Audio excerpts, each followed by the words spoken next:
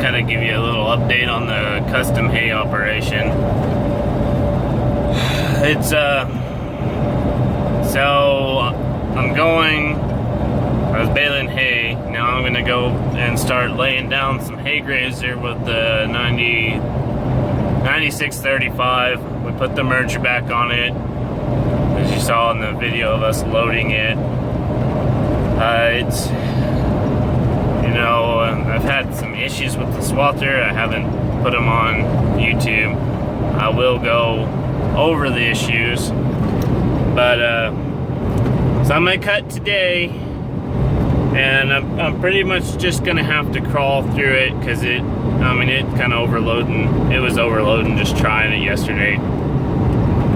I called Livingston's, and I've been talking to them for a little while.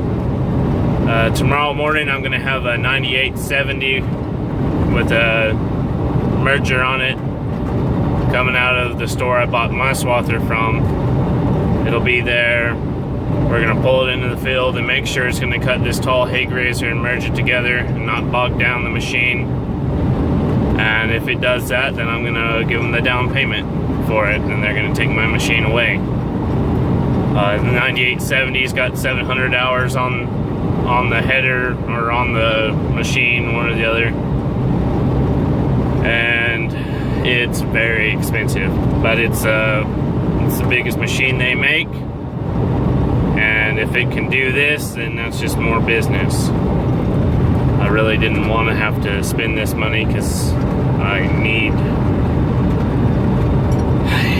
it doubled my payment, which sucks, because that's just it's just $12,000 more that I have to come up with a year, and I'm trying to take this money and pay on my cattle losses, but at the same rate, if I don't have a reliable machine, then I'm gonna lose the current business I do have, which the business I do have will pay for this machine.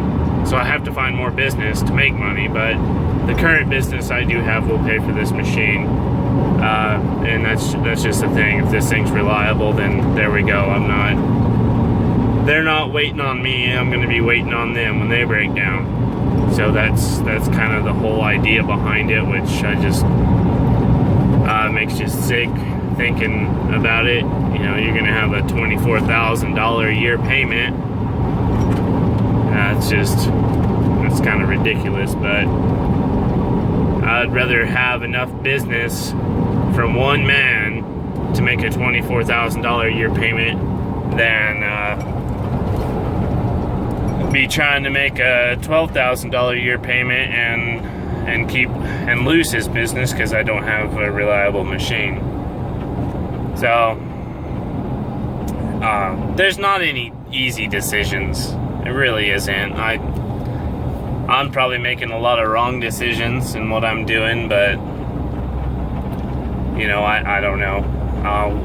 I will find out when it happens. If I've made a wrong decision, it'll show itself pretty quick. And at that rate, then I won't have a windrower or a custom hay business. But I don't think any agricultural decisions are good right now. I did get a really good interest rate on the machine. It's under 4%, and they gave me the down payment I wanted to make. I told them what I wanted to do, and AGCO said okay, because AGCO's hurting right now for business. Everyone's hungry because everyone's losing their ass. So if they can sell a machine, they're gonna sell a machine.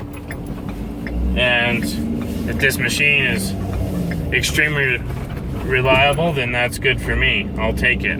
I need something that's reliable. My banker pretty much told me to go buy it, stop buying old used equipment, and get something new, or like new. And so that's what I'm doing.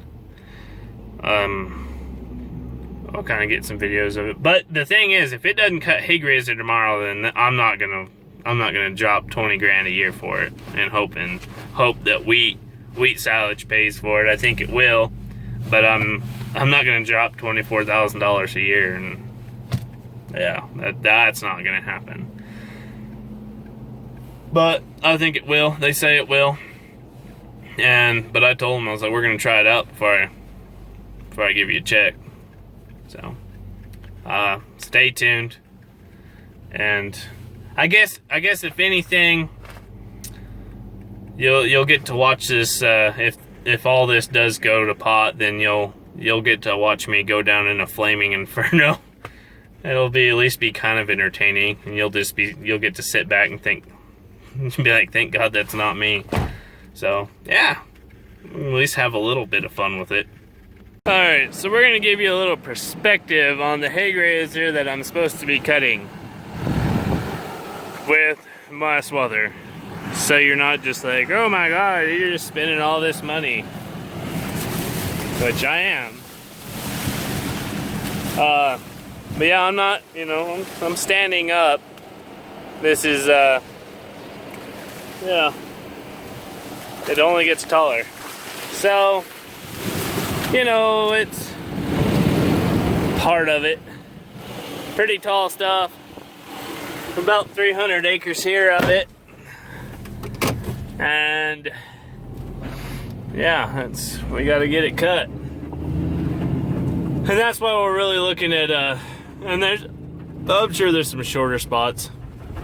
But, you can look at see, there's a shorter spot here, but when you look at the pivot, most of the hay is touching the lower supports on the pivot. So it's pretty tall stuff. And come over to the swather. And that circle's pretty tall. But it was supposed to be chest height on me, maybe. Yeah, immature. I really like the guy I work for. He's pretty fun to work with. Just because he's really ambitious about everything, and that makes it nice. So he's always just like, oh yeah, we're starting at 7 in the morning. We're gonna have everything fixed, and we're gonna start early, and yeah, life goes on, I guess. I gotta sort through my mess, find my water bottle. There we go. Ah, I think that one's been opened. And my trailer's gonna be, weight-wise, it's gonna be too small for the other swather, and I've got a flat. Damn it! So I have to take these boards off so I can get to the tire. But they will fit on there. It's just gonna be, weight-wise, it's too heavy. But I guess people pull them around all the time, so we will see. Oh, but yeah, I locked my door. So yeah, I'm just gonna bring it up here tomorrow. I can try it. I left my wrench in the seat. It's probably sitting on it. Maybe I'll try to clean it off today too. Alright, so that gives you an idea of what the crop looks like, and we'll just do a little drive-by in the swather. That's a Sweet Brand plant. I don't know if you guys know what Sweet Brand is. They provide a lot of livestock feed. They ship in, all those cars are usually full of DDGs, and they make kind of they sell a lot of DDGs, and then they kind of make a little product called Ramp.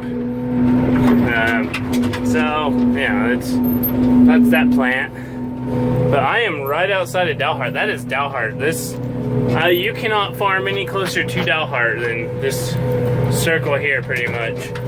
I mean, so I've been on a couple circles just pretty much at town. But yeah, this feed's pretty tall stuff. we'll go over, and I told the guy that they're going to be bringing a swather in, so he was happy with that. Kind of what our big deal is, you know, I think it's a 7930 or whatever. I think it's the biggest chopper John Deere makes, or made last year. I don't know. And the thing has so much power, like on hay like this, and especially wheat hay, they can't fill the machine enough to actually get it to be as efficient as it can be.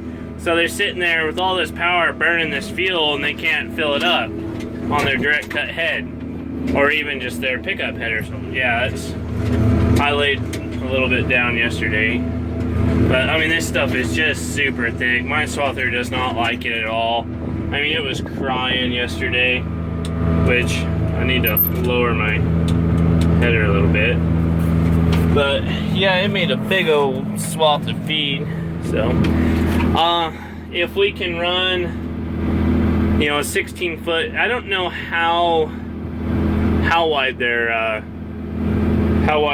direct cut header is, but it may just be a 16 foot header. So if we can do 32 feet at a time, well, we're gonna be able to cut us some hay, and they're gonna be real fuel efficient. But I'm in Texas, so I feel a little silly. But that's their big deal. I don't know how much fuel I saved them, but I mean, it was a huge deal on how long it took them, because there was half the rows in the field that they had to mess with, and yeah, it was just so they had to turn around half as much, and that's really time consuming with those big semis, and it used probably half the fuel that they were using. So it was a very, very good thing for them, and it's a good thing for me if I can make my payments. But yeah, so I'm gonna get cutting on this and probably scream a lot because my swather's not gonna want to do it. I don't know how long this pivot is. It's not an 8 tower. I guess I have to count it. It's a little bit bigger. Now, this is kind of a bigger pivot, so, but it's not a full half miler. It's just a random size is what they could fit in here. And we will go from there. And laugh will be good, I guess. But thanks for watching. Okay, so we're cutting the hay grazer. This stuff's a little shorter. I wanted to adjust one of my forming fins, but here's our windrow that we're putting out.